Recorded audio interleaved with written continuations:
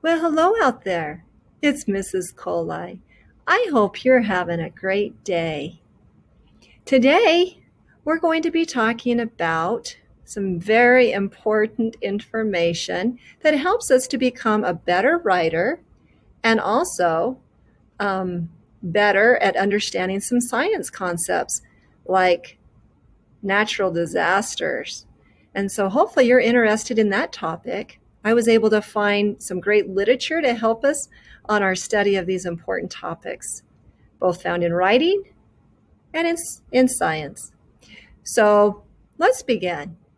Today I'm going to show you how to write an opinion paper with the writing prompt. Which natural disaster do you think is the most powerful? So before I even start to share any information with you, I want you to think about your background knowledge. What do you know about volcanoes? And what do you know about earthquakes? Go ahead and stop this video and share that information that you know with a partner, with a parent, or just out loud to yourself. Or I always like to listen to you too. Okay, have fun. See you in a minute. Well, hello again. Hopefully you and your partner, or you had a great time just doing a kind of a little think aloud, thinking about all of the information you've studied about volcanoes and earthquakes, and now you have some kind of an opinion that you'll use to write your paper. Now, another way to decide, okay, should I write about a volcano or should I write about an earthquake would be to actually read text on both topics and then formulate your opinion after you've actually gained some knowledge, right? So that you have some kind of an opinion with some reasons. But let's say that you've already read some articles and you've already decided that it's going to go with volcanoes. Okay, so anyways, as I was looking at information, I have information from an article that I read from Storyworks that led me to believe that, yeah, volcanoes do have the capacity to kill millions and millions of people. And anyways, I have proof, I have text evidence to support my opinion. And so I'm definitely going to be showing you today how to write an opinion paper with an opinion. My opinion is I think that volcanoes are the most powerful natural disaster. So that's where you begin. As you formulate your opinion, you need to restate the writing prompt. We don't want it as a question. You don't want to start your paper with the question. So you need to start it as a statement, like in my opinion, or you could start with I think. You just come over here. I think volcanoes are the most powerful natural disaster because, right? You've done this before, correct? Well, let's see what we do next. Okay, so it's always good to use some graphic organizers, and I'm sure your teacher has a variety that he or she has shown you how to use. I really like this introduction paragraph, and basically you just fill in the blanks. These are writing frames, and that helps you as you formulate your introductory paragraph. It's all there for you, and you just copy it down as you see it. Or you can use this Oreo writing graphic organizer, and it goes through the O stands for opinion, the R stands for reasons. You're going to give examples, and then you're going to restate your opinion in your closing paragraph. So it's always good to follow a graphic organizer if you're unsure of what to do. And again, as we think about this, an introduction, a good introduction starts with a hook that captivates your reader's interest. It also has the thesis, which is your opinion statement, and it lists your 3 reasons. And so it's all together. The hook would be its own sentence, and then your thesis or your opinion statement should all be one sentence. We don't want to make each one of these its own sentence. Okay, let's try another slide. This is the text that I thought I would share with you today. It's from Storyworks magazine. It's through Scholastic, and it's called The Volcano That Changed the World. And it says 200 years ago, an unknown volcano caused death and destruction around the world. And anyways, what I was showing my students and what I'm showing you is it's really good if you're given an article like this to make some notations on, or annotations is what they're called. That's why you're underlining some facts. that will help you as you're organizing your reasons and as you're organizing quoted text that you'll use in your paper. It all comes from the article. And so if you have access to an actual article, it's always better than trying to use a book. But if you do use a book, then you can write notes, and I'll show you how you would write your notes. Okay, so you can see how I used the magazine. It was great because it had all kinds of text features, had captions, it had photos.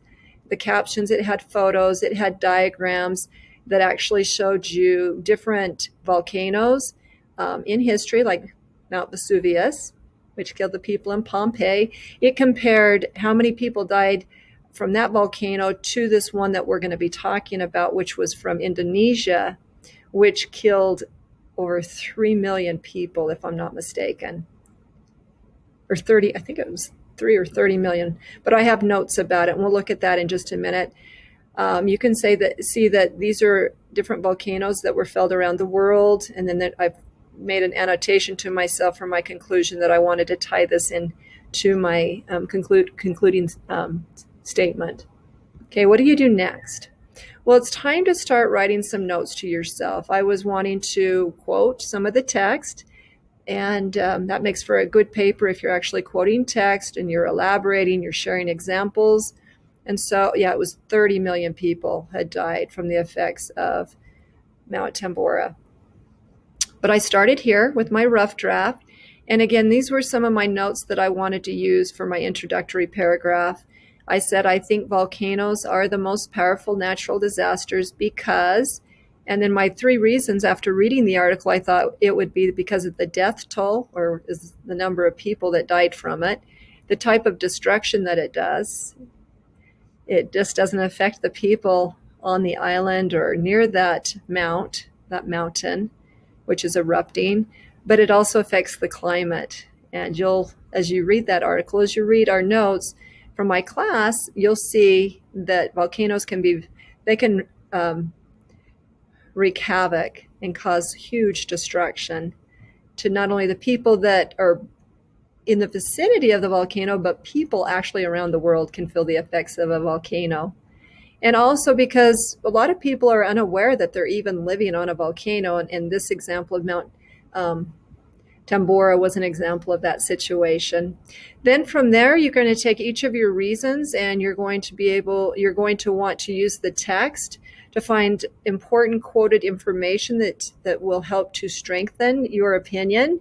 So you'll do that, and I started first with my destruction. I kind of put these out of order a little bit, but I did a subheading off to the side, and then I started to write some facts down from information. Like I put first eruption, it shook the island and sent fire and ash up into the sky. The second eruption, which was 5 days later, this caused terror that lasted for 3 days, and it destroyed everything in its path with fire, ash, and toxic gases. So this part here, I just summarized what I read, but you can see this part here was an actual quote from the text. So I used quotation marks to show that.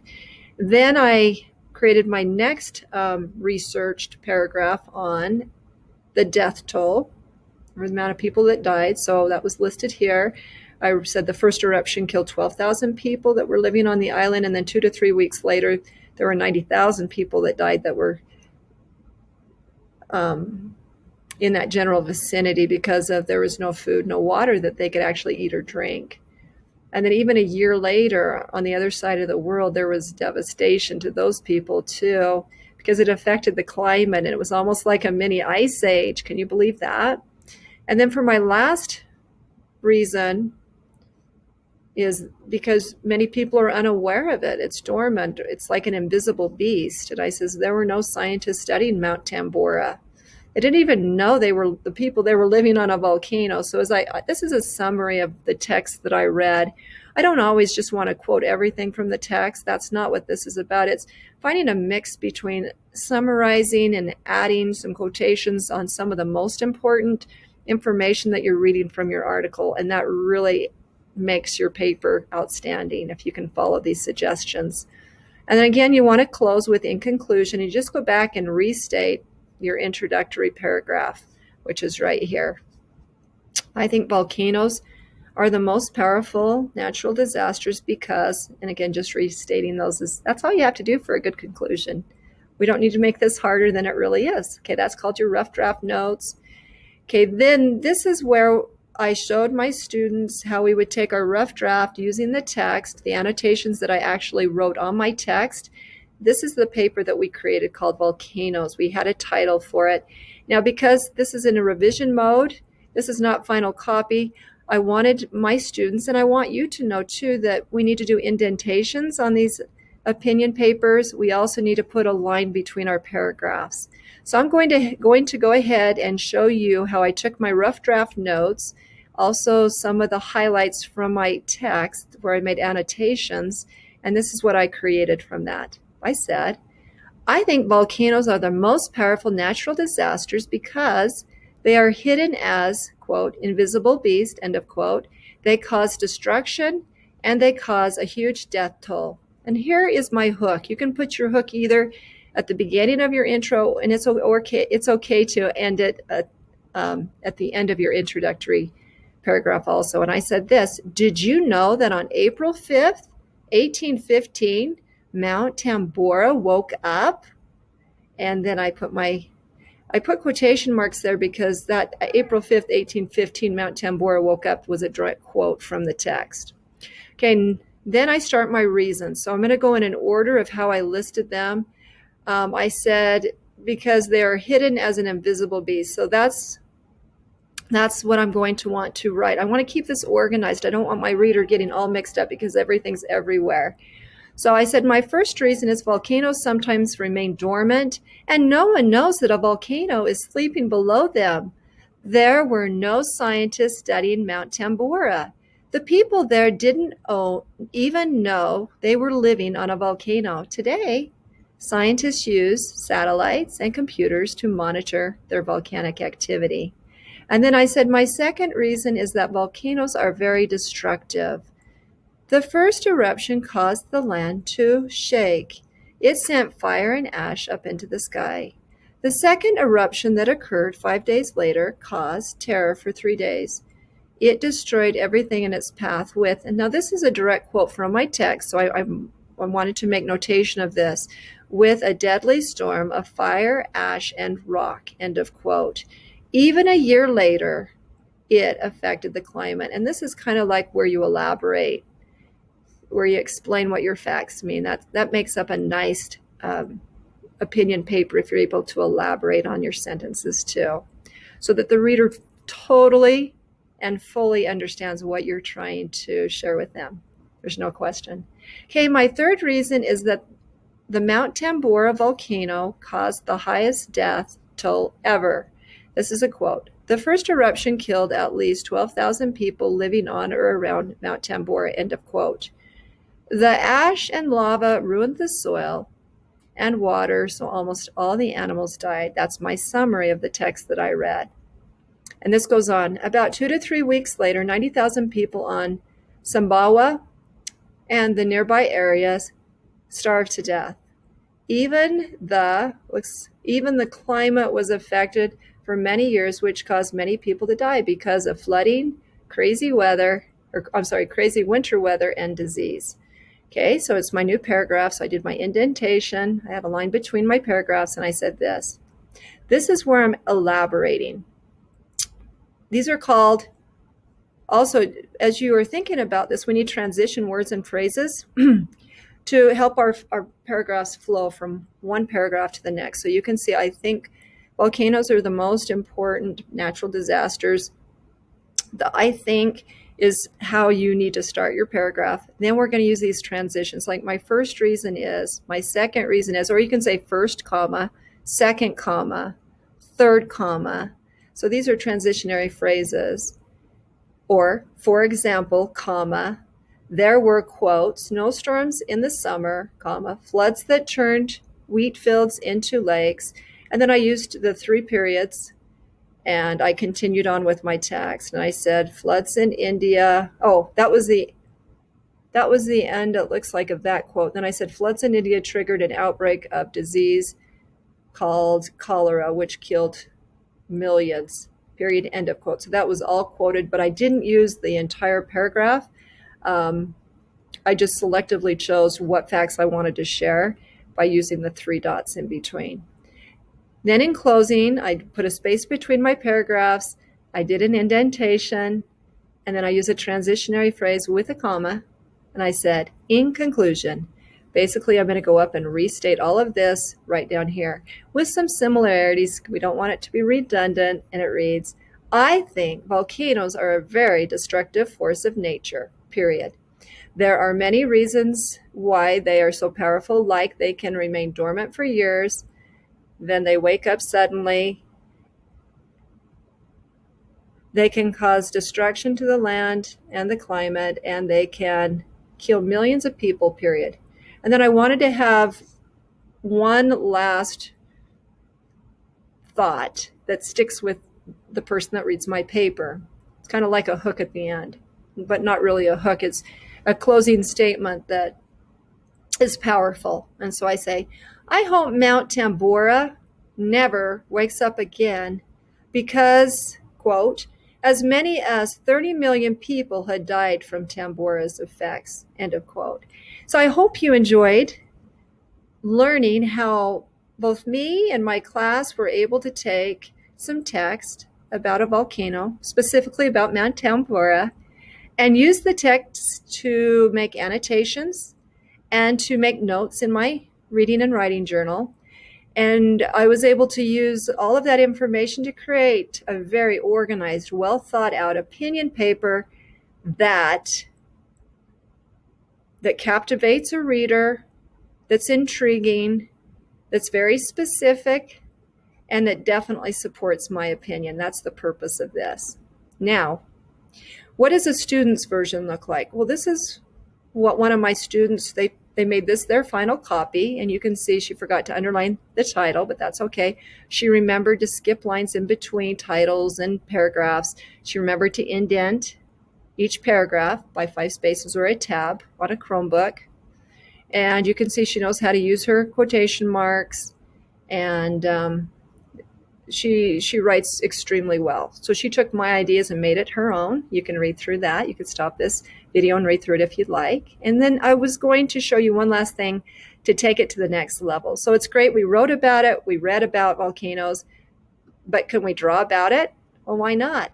So then I had my students take their nonfiction text, their expository text, and do a diagram, which is a great text feature to go along with the text. This student showed what does a volcano look like before the eruption versus what does a volcano look like after. They were labeling different parts of the volcano, providing captions when needed, and this is a different version of a diagram of a volcano. And so anyways, it's fun to write, it's fun to learn, and it's fun to teach others. So I hope you enjoyed this lesson, and I hope that it inspires you to want to read some text and to be able to be very organized in your writing style and be very descriptive and be able to feel confident in sharing your knowledge with others in a positive way. Well, until next time, boys and girls, make it a great day. Bye-bye.